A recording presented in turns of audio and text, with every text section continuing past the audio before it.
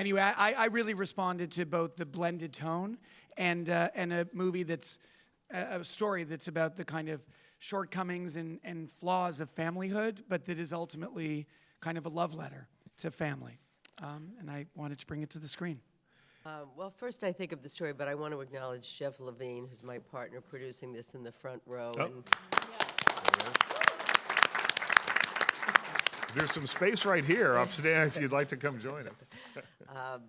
Jeff and I met Jonathan before he was just in the middle of writing the book, and he told us the opening scene of, which is the opening scene of the movie, and we thought, oh my God, there's a movie, and we can't wait to see it, so we followed that for a long time. And yes, I always dream of Jane, and I had told her about it a long time ago, but she's a great pro and understands that in the end it's the director's choice, and the director chose her. It was wonderful. I went into a little office, and Jason Bateman was generous enough to do it with me. He was already in the role, obviously, and I extremely nervous, but I did a couple of two or three scenes for Sean, and Paul was there with Jason, and hoped that I would get the part, and I'm really glad I did. I totally identify with the character, except for the boobs, but. I think, Wendy is very clear on the page. In my real life, in my family, I'm actually the baby of the family. But I have a lot of what I would call work families right. In my life, where in those places, I feel like the protective big sister, so I kind of tried to think about that. Yes. End of answer. I mean, the character was, I think, pretty far from myself. I'm not nearly as rageful or as resentful a person, thank God. So, I mean, it's all an act of imagination, and it's all playing. Right. So, I mean, it was the membrane between, playing around before action and after was pretty thin. Yeah. It was 5 or 6 years of a lot of heartbreak, and this is not a movie that comes easily to a studio, and so there were many points along the way where I did not believe it was going to happen. There were points where I was told it was not going to happen. I was lucky enough to have two producers who just don't let something die, who really believed in the project. And then once Sean came on board, there were three, and I think it was through their sheer will that this movie got made kind of against the grain of what studios normally do. So it kind of feels, and especially this weekend, it sort of feels like, I don't know why I had the audacity to think we could make this movie, but this weekend really feels a little bit miraculous. Gal with the yoga questions. Yeah.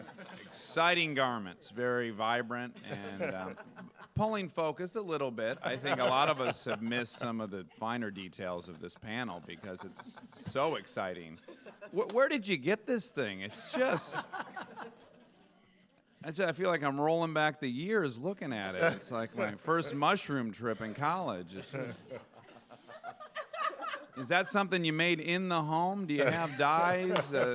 Is it a silk hybrid? Is it rayon? Is it flammable? I'm very concerned about the flammability of it. I guess that's it. I answered my own question. That thing is going to go up like a Roman candle. I do appreciate. There's a room in the house where we shot this, which was a little bit of a hike from the base camp where people's trailers were. So we all were shuttled to this house and kind of spent the day there. Right. And so there was no place for people, like there's no corners to retreat to, so everyone kind of hung out in this bedroom together. And those beautiful hours, just like while they were setting up, shots of all of us just up, like it was the best. You couldn't, it was like a rehearsal period that was unexpected, and it just created such a gorgeous shorthand and familiarity, like just a safety. Like it was the best. Now, your love scene with the antagonist, Wade. Mm-hmm. Conventional wisdom would have put the really beautiful girl exposed, but not Levy. What do you think was going on there? Why did we see the hulking doofus the whole time? Okay. Well. Being super left out of all the fun. That was great. I loved it. I was super jealous. Didn't mean to phrase it that way. I mean, I'm just thrilled to be on stage with these wonderful actors, and artist right now.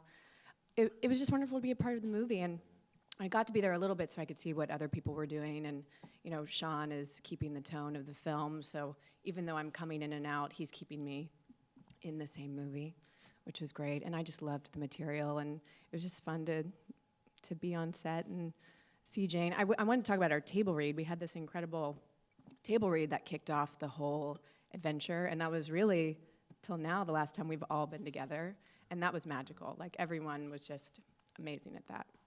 If she was nervous, I was twice as nervous. Yeah.